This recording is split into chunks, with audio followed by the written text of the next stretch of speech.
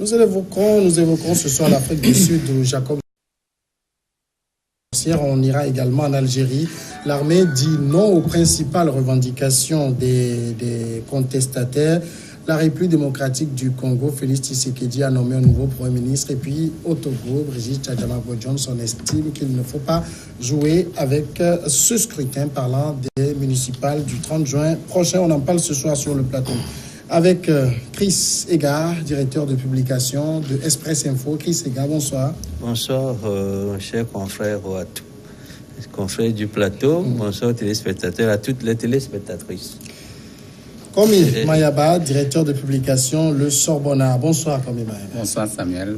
Bonsoir, confrères, chers confrères, et tout le plateau, tous les téléspectateurs et téléspectatrices qui nous suivent en ce moment. David Diagbavi, togosite.com. Bonsoir, David. Bonsoir. Bonsoir. Bonsoir.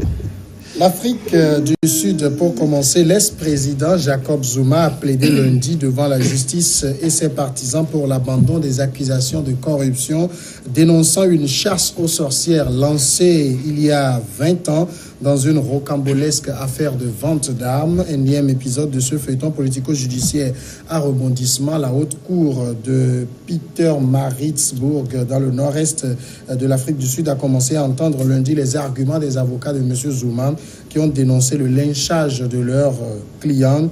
Selon l'accusation, Jacob Zuma est soupçonné d'avoir touché pour 4 millions de rand, soit 260 000 euros, le dépôt de vin du groupe français de défense Thales à la faveur d'un contrat d'armement de près de 4 milliards d'euros conclu en 1999. Un pot de vin touché pour éviter à Thales des poursuites pour corruption. Chris Ega, quand Jacob Zuma aujourd'hui parle de chasse aux sorcières, qu'est-ce qu'il veut dire? Peut-être qu'il n'y a que lui pour nous dire ce qu'il veut dire concrètement par là. Sinon, moi, cette déclaration me fait sourire.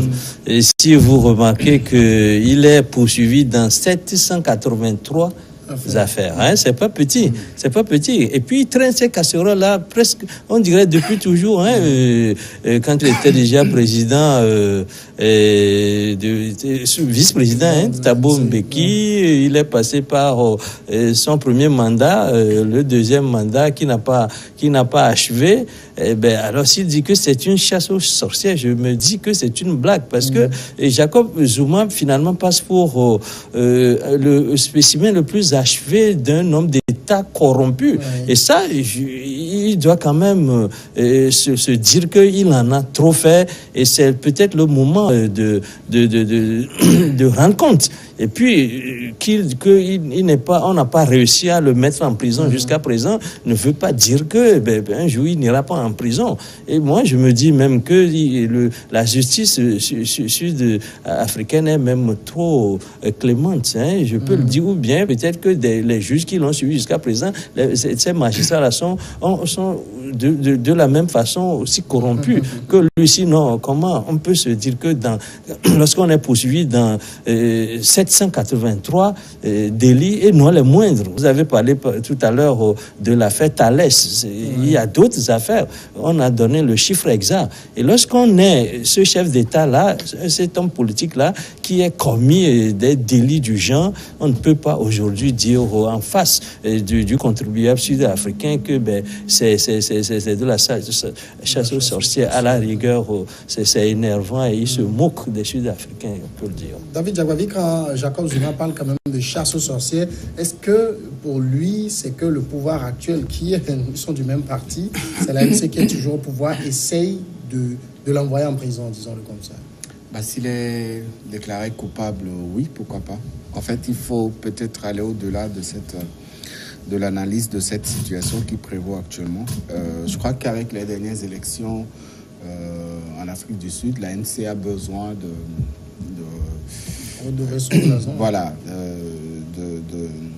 de laver véritablement son linge. Voilà, parce qu'il y a trop de problèmes qui minent un peu depuis l'arrivée de cette formation politique au pouvoir avec Nelson Mandela. Après son départ, tous les autres présidents qui ont succédé à Nelson Mandela étaient repartis sur la pointe des pieds. Alors Jacob Zuma, depuis son accession au pouvoir, déjà avant qu'il n'arrive au pouvoir, au sein de la famille politique de l'ANC, beaucoup de voix se sont élevées contre son élection parce que, connaissant l'homme, assez friand de scandales, assez friand de dossiers pourris.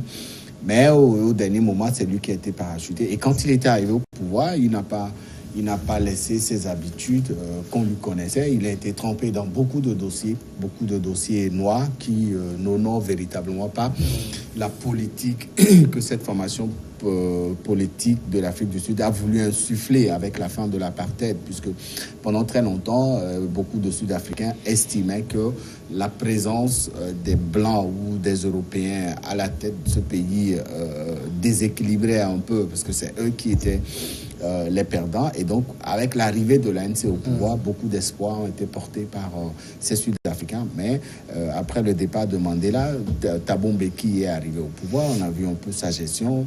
Jacob Zuma a suivi. On a vu un peu aussi sa gestion. Et l'actuel président, pour se départir de ces dossiers pourris, pour ne pas porter l'héritage de Jacob Zuma, a très tôt compris la nécessité de faire passer l'affaire au niveau des juridictions de ce pays. Et donc aujourd'hui que Jacob Zuma estime que c'est une chasse aux sorcières, moi je dis non, parce que durant tout le temps de son premier mandat, le premier mandat était véritablement et totalement composé de scandales. Le deuxième mandat, il n'a pas pu finir. On sait tous comment ça s'est passé. Pourquoi il n'a pas pu terminer son deuxième mandat? À cause des scandales. Voilà, c'était à cause de la corruption. De la corruption. La famille Gupta, qui est très aisément assise en Afrique du Sud aujourd'hui, il doit comprendre que du fait qu'il n'a pas pu porter les espoirs des Sud-Africains et de son parti, il est temps qu'il se retrouve devant les juridictions. C'est un citoyen ordinaire comme tout autre Sud-Africain qu'il aille répondre. S'il est coupable ou pas, c'est devant les juridictions de ce pays qu'il pourra se défendre. Alors, c'est quand même, comme Mayaba, une très très vieille affaire qu'on a ramenée aujourd'hui, parce que Zuma estime que même ceux qui devaient témoigner ont oublié leur témoignage. Certains sont morts. Nous disons que si ce procès continue, ce ne sera plus qu'une chasse aux sorcières. Donc, il estime qu'il n'y a pas de personne qui pourrait aujourd'hui valablement témoigner contre lui et qu'on s'acharne inutilement sur sa personne. Oui, effectivement, c'est pourquoi moi je ne comprends pas la justice sud-africaine. Puisque cette affaire a daté, ce n'est pas d'aujourd'hui que l'affaire portée contre Zuma fait son chemin. Et depuis lors, de témoignage en témoignage, peut-être que les gens sont venus donner leur avis par rapport à ces accusations. Mais on dit que les charges portées contre Zuma n'étaient pas suffisantes pour qu'on puisse l'inculper. Alors aujourd'hui, ici, Zuma dit que c'est une chasse aux sorcières. Bon, je me dis que c'est la justice même qui a laissé que ce monsieur se fout des Sud-Africains. Alors, pourquoi? Parce que dans un premier temps, sa gestion, tout le monde sait en Afrique du Sud comment ça s'est passé sous son règne avant Mbeki, comment les affaires s'étaient menées en Afrique du Sud là-bas. Donc, beaucoup ont demandé si après Zuma, est-ce que le pays va retrouver sa stabilité économique, la corruption. Vous savez, comme l'ont dit mes prédécesseurs, je crois que le pays même a manqué beaucoup à la stratégie de la justice sud-africaine.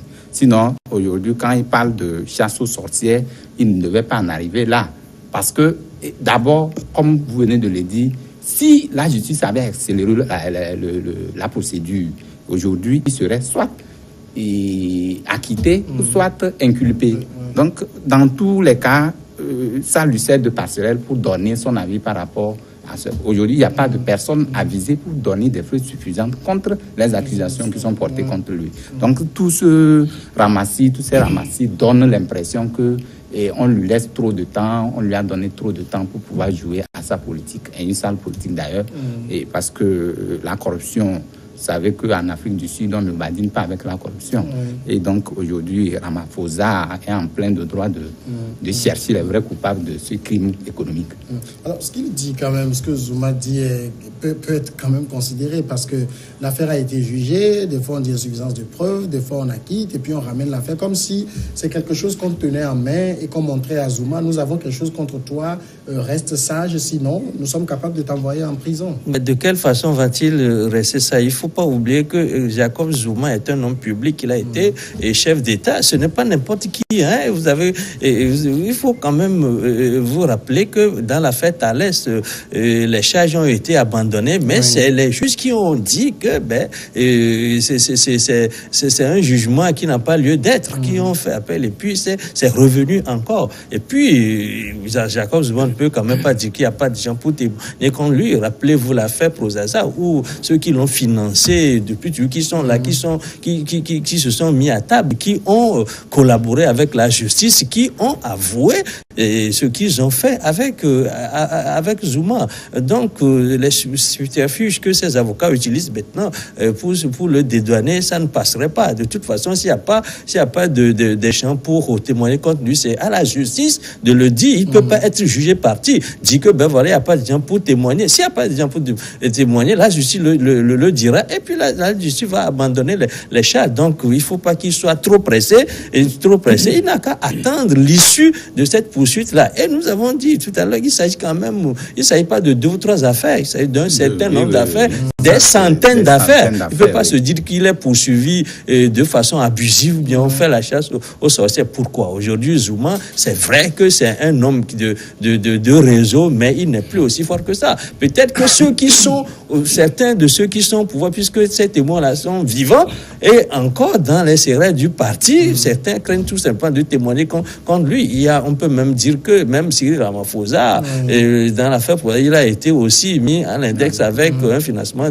avec un cadeau de $21 200. Ce n'est quand même pas. Donc on dit, même on suppose qu'il peut être éclaboussé aussi en voulant poursuivre coûte que coûte Zuma. Donc vous voyez que Zuma tient quand même certaines ficelles, certaines pédales qui lui permettent peut-être de narguer, mais peut-être qu'il finira par être repris parce que les affaires ne sont pas abandonnées. Il ne peut pas nous convaincre en tout cas que les charges ne sont pas, les témoignages ne sont pas suffisants, les charges ne permettent pas qu'on le poursuive. On sait que c'est un homme corrompu. Ce qu'il a fait, c'est clair comme l'eau de roche. Qu'ils disent ça, c'est peut-être pour se dédouaner, mais en Afrique du Sud, ça ne passe pas. David, est-ce que Jacob Zuma ici, dans le cas des Suez, parce que quand on prend le groupe Thalès lui-même, il dit clairement que qu'il n'a aucune connaissance d'une violation de la loi par aucun de ses salariés. Alors, Thalès plus Zuma parlent le même langage. La justice qui plusieurs fois s'est dédiée, ça profite à Zuma.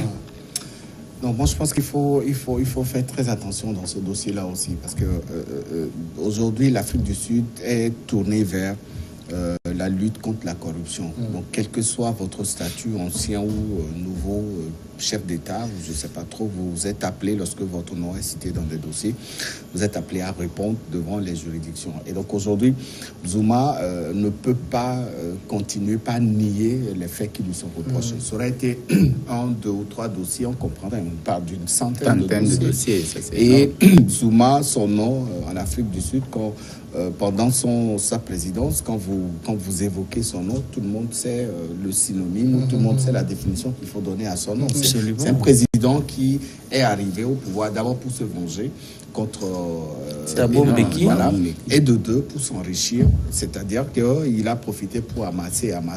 On a vu le nombre de femmes qu'il a épousées durant son premier mandat, après son deuxième mandat, on a vu les scandales, c'est un bon Zoulou, etc. C'est un homme qui aime véritablement la chose, et donc aujourd'hui il ne peut que tenir le même discours que le discours que tient le groupe Thalès, parce que c'est Thalès, c'est le nom du groupe qui est cité dans dans ce dossier-là. On parle de pots de vin, on parle de détournement, etc. Zuma ayant fait affaire avec le groupe Thales ne peut pas le lâcher. Mais aujourd'hui, il y a une juridiction, il y a une justice qui veut réouvrir le dossier pour véritablement poser les conclusions qu'il faut. Je pense que Zuma, il faut qu'il pense déjà à se doter de très bons avocats pour pouvoir le défendre. On va aller à la pause et on revient tout de suite après, on va continuer le sujet.